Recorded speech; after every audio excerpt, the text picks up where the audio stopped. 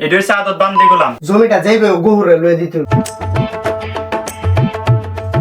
এটা হচ্ছে আদত বান্দি গোলাম। আচ্ছা। যদি বান্দি গোলাম না হইব আমি দরবারও কয়েছি যে জমিটা হাসেম রে দেওয়ান লাগবো, হাসেমের বাড়ির জায়গা নাই। এই কাশেমের কাছে বাইল দিয়ে কছে কি জমিটা রেস্টির করে লয়েছে। আমি দরবারও আসলাম, কাশেমের বাড়ির জায়গা কম, ফুলা আন্ডি লয়ে থাকতারে না। আমার বাড়ির কয়েকদিন বেড়া বেড়ি দুই জানা কান্দা কাটিয়ে বেড়েছে গেছে ভাই, আমি যদি একটু জায়গা না হাইতে ফুলা আন্ডি লয়ে আমি বাড়ি ঘরে থাকতাম না। এই কছে কি এই বান্দির বাচ্চা কছে কি জমিটারে এইটার কাছে বাইল দিয়ে কিনছে, কিনে আয় যাইছে আমার বাড়াত, এই রেস্টুরি করে লয়েছে। তুই কি রেস্টুরি করে লয়েছ? জমি রেজিস্ট্রি করে দিছে না, জমি কাটি দিয়েছে।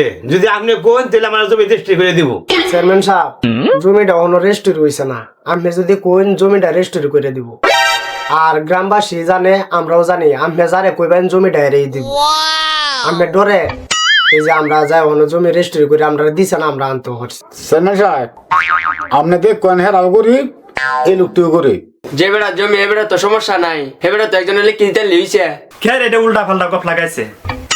আমি কই আইছি না যে জমি খারিজ করে হেরে দলিল করে দিব, মানে আপনার নামে জমি খারিজ করাই আছেন, আপনি লিখে লইবেন।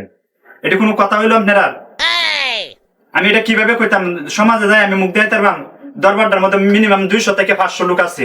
এই 500 লোকের সামনে আমি কই আইছি জমিটা হাসাম রে দিব, আর মানে এই জমিটা লয়ে বিরিং বারিং লাগাইতেছেন। ভাবি, চেয়ারম্যান হলো দেখছি যে বাস উঠাইতেছে, চেয়ারম্যানের মেজাজ চড়া। আমরা সারা বাবু তো না ভাবি, এই যে আমরা 30,000 টাকা দিছি, জমিটা যাইবে গহুরে লয়ে দিত। আচ্ছা ঠিক আছে, তুমি হিনে যাও, আমি আইতাছি। আচ্ছা। ফরিঙ্গা দেয় তো টাকা দেয় গেল, জমিটা যাইবে গোফুরে দিতে হইব।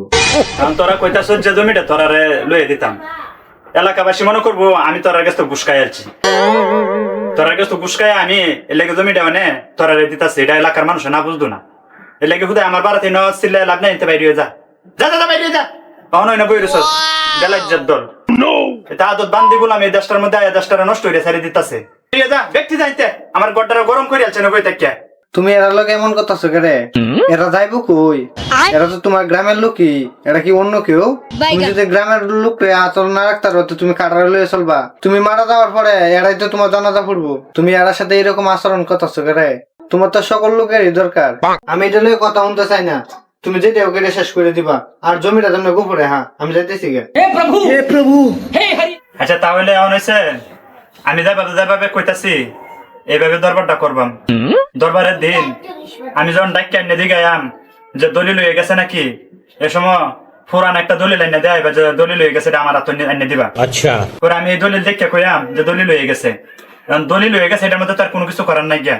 আমি দলিল দেখিয়া পরে এমন ভাবে গালিগালাজ করবাম মানে তোমরা পক্ষে গালিগালাজ করবাম, আর গালিগালাজ তোমরা বালা লাগিয়ে করবাম। আমি কিন্তু প্রচন্ড গালিগালাজ করবাম, রাগ দেয়াম, এলাকাবাসী যাতে আমার তামাইবো।